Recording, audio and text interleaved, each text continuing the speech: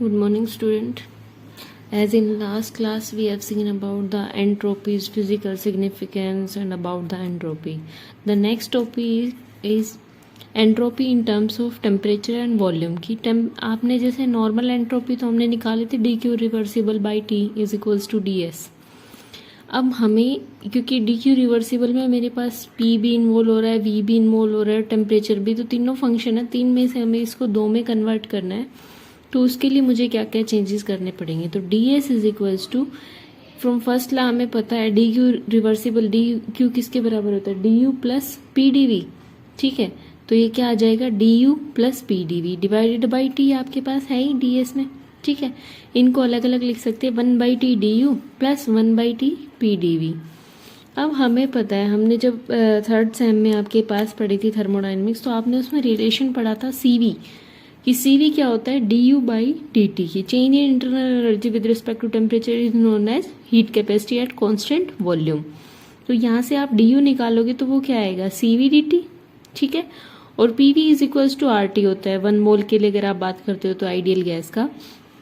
तो आर इसमें क्या आ जाएगा, R T by V, sorry P इसमें क्या आ जाएगा, आर टी बाई वी, क्योंकि हमें हर चीज़ को किसकी फॉर्म में लेके आना है, टेम्परेचर और वॉल्यूम की फॉर्म में. तो यहाँ पे प्रेशर को मैं कन्वर्ट कर दूँ, भाई यहाँ प्रेशर है मेरे पास एक, तो एक मेरे पास डी यू है जो दोनों का फंक्शन है, प्रेशर और वॉल्यूम इन सब का. तो मैं इसको डी यू को टेम्परेचर और वॉल्यूम की टर्म में कर दूं और प्रेशर को भी टेम्परेचर और वॉल्यूम की टर्म में कर दूं. तो यहाँ से प्रेशर आ गया, यहाँ से डी यू आ गया टेम्परेचर वॉल्यूम की टर्म में. दोनों वैल्यूज को जैसे मैंने पुट करते मेरे पास क्या आ गया, C V d T by T plus R temperature cancel हो गया, 1 बाई वी डी वी. अब ये मेरे पास डी एस है, स्मॉल इंटीग्रेशन है. अगर मैं इसका कंप्लीट इंटीग्रेशन करती हूँ तो क्या आएगा, डी एस का इंटीग्रेशन होगा S1 से S2, तो क्या आ जाएगा S और S2 माइनस S1. ये स्टेट फंक्शन होता है इसलिए इसको डायरेक्ट डेल्टा S भी लिख सकते हो. CV मेरे पास कांस्टेंट है, heat capacity at constant volume, यही होता है CV. तो ये तो कांस्टेंट है, अपने आप में डिपेंड करती है नेचर ऑफ सब्सटेंस पे. इंटीग्रेशन T1 से T2 1 by T D T, R integration V1 से V2 1 by we D V. अब ये क्या होता है, 1 बाई एक्स का इंटीग्रेशन आपके पास होता है ln x. ठीक है, तो 1 बाई टी का क्या हो गया, ln t. टर्म्स लगा दो T1 से T2, अपर लिमिट T2 हो गई माइनस T1 करोगे तो ये फंक्शन आपके पास आ जाएगा. सिमिलरली इसमें आ जाएगा. तो डेल्टा एस जो हो गया मेरे पास इन टर्म्स ऑफ टेम्परेचर और वॉल्यूम अगर मैं निकालती हूँ तो वो हो जाएगा C V ln T2 by T1 plus R ln V2 by V1. ठीक है, इसको हमें याद रखना है. सबसे पहला तो ये डेरिवेशन पूछ सकता है कि derive the entropy change for an ideal gas off 1 mole in terms of temperature and volume. अगर n मोल के लिए बात करता है तो इसको फाइनली मैं n से मल्टीप्लाई कर दूंगी दोनों साइड. ठीक है, अगर आपसे कोई और रिलेशन पूछता है, जैसे ये तो टेम्परेचर वॉल्यूम के बीच उसमें पूछा है, अगर टेम्परेचर प्रेशर में पूछता है तो इसी के अंदर आप ये जो डेरिवेशन आपने निकाला इंटीग्रेशन का, इसमें ही फाइनली कन्वर्ट कर दो टेम्परेचर को प्रेशर की फॉर्म्स में, वॉल्यूम को प्रेशर और टेम्परेचर की फॉर्म्स में. कैसे, जैसे सीपी और सीवी में रिलेशन होता है, CP minus CV is equals to R होता है. तो सीवी इज इक्वल्स टू क्या हो गया, CP minus CV equals to R होता है. तो यहाँ से CV क्या हो गया, CP माइनस आर. ठीक है, ये यहाँ पे पुट कर सकती हूँ मैं. दूसरी चीज ln T2 और T1 तो एज इट इज रह सकता है, कोई दिक्कत नहीं है. मेरे को V2 और V1 को कन्वर्ट करना है, क्यों, क्योंकि प्रेशर और टेम्परेचर की फॉर्म में लेके आना है. तो V2 और V1 कहाँ से निकाल सकते हो, आइडियल गैस से.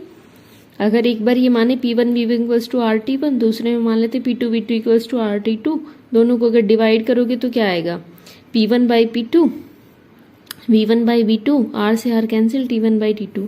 तो वहां से निकाल सकती हूँ कि V1 बाई V2 क्या हो गया, T1 P2 उधर चला गया, P1 नीचे आ गया, P2 T1 P1 T2. ठीक है, ये तो आपके पास V1 बाई V2 आया है. यहाँ पे पूछ रहा है मेरे से V2 बाई V1, तो मैं इसको रिवर्स करके इसमें पुट कर देती हूँ और ये वाली चीज यहाँ पुट कर देती हूँ.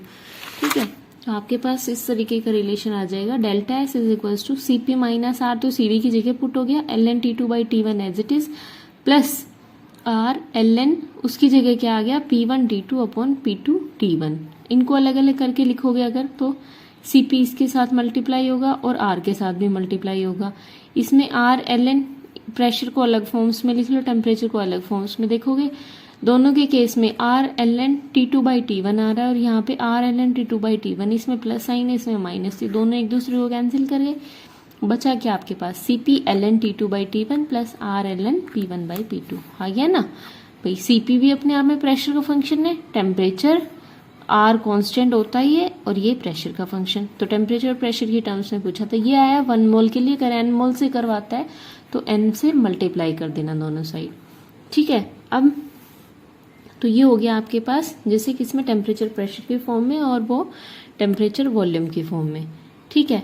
अगर वॉल्यूम और प्रेशर की फॉर्म में पूछता है तो भी आप सिमिलरली कन्वर्ट कर दोगे कि जैसे Cp तो मेरा प्रेशर की फॉर्म में है ही, T2 और T1 को मैं वॉल्यूम की फॉर्म में कन्वर्ट कर दूं, इसको एज इट इज रहने दो, ठीक है। तो उससे भी हो जाएगा, कोई दिक्कत नहीं है। T2 और T1 को P1 V1 की फॉर्म में यहाँ से लेके आओगे अगर आप, तो ये आपके पास आ जाएगा T1/T2 equals to P1 V1 by P2 V2, ये आया। अब इसको पूरे को इसमें पुट करोगे आप तो आपके पास आएगा P1 V1 इसकी जगह तो Cp के साथ मल्टीप्लाई होगा Ln P1/P2 plus Cp Ln V1/V2 plus R Ln P1/P2, ठीक है। तो R प्लस Cp को एक ब्रैकेट में लिखोगे, फिर Cp प्लस R आपके पास में कुछ होता नहीं है, Cp प्लस R आपके पास कुछ भी नहीं होता, तो उसको फिर एज इट इज छोड़ दोगे, 3 फॉर्म्स में आ जाएगा वो, ठीक है। ऐसे ही आपसे पूछ सकता है कि आइडियल गैस के लिए आइसोथर्मल प्रोसेस आप अगर यूज करते हो तो आइसोथर्मल अगर करेंगे तो क्या होगा, टेम्परेचर मेरे दोनों सेम होंगे, T1 और T2 दोनों बराबर हो जाएंगे। तो अगर मैं इसको कंप्लीट खोल के लिखती हूँ तो क्या होता है, Ln x/y क्या होता है, Ln x minus Ln y, ठीक है। तो ये क्या हो जाएगा T2 माइनस T1।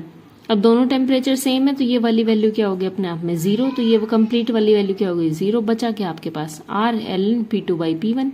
अगर आप इस वाले से लिखते हो जो हमने पहले निकाला था, यहाँ से अगर आप देखते हो आइसोथर्मल प्रोसेस के लिए तो भी इसमें ये वाली चीज 0 हो जाएगी, बचेगी क्या R Ln V2/V1, ठीक है। ठीक है, आप करके देख लेना। अब इसमें क्या होता है कि वॉल्यूम V2 हमेशा V1 से ज़्यादा होता है क्योंकि इनमें सब में एक्सपेंशन होती है, तो ये वाले ऊपर वाली चीज़ बड़ी है, इसका मतलब ओवरऑल डेल्टा एस वैल्यू क्या हो रही है, इंक्रीज हो रही है, एंट्रोपी हमेशा बढ़ रही है।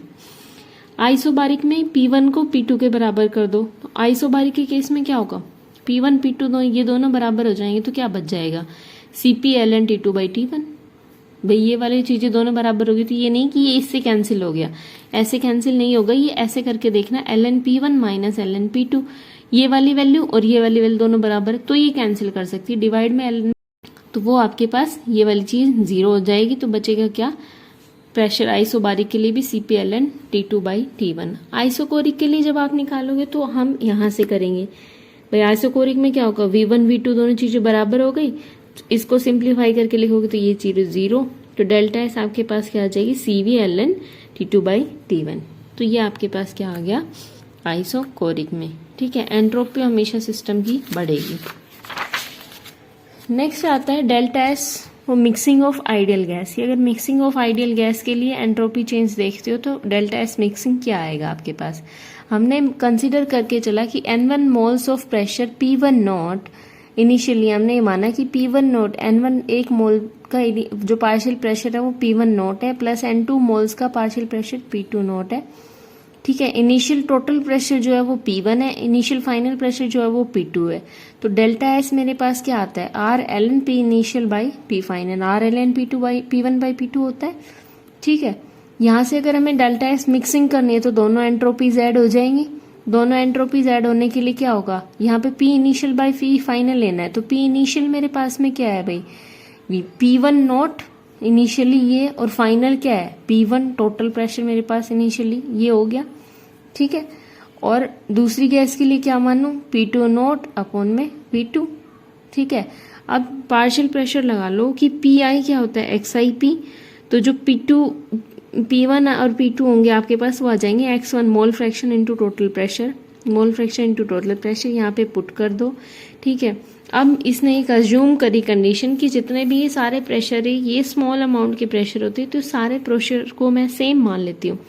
अगर सारे प्रेशर्स को सेम मानोगे तो सेम चीज़ आएगी, वही जो अभी हमने पीछे की है उसमें ऐसे करके देख सकते हो आप कि N2 और R ये चीज़ तो है ही मेरे पास, फिर ब्रैकेट में लेके आओगे जैसे ln P minus ln X minus ln P, यही चीज़ आई जब प्रेशर दोनों बराबर हुआ।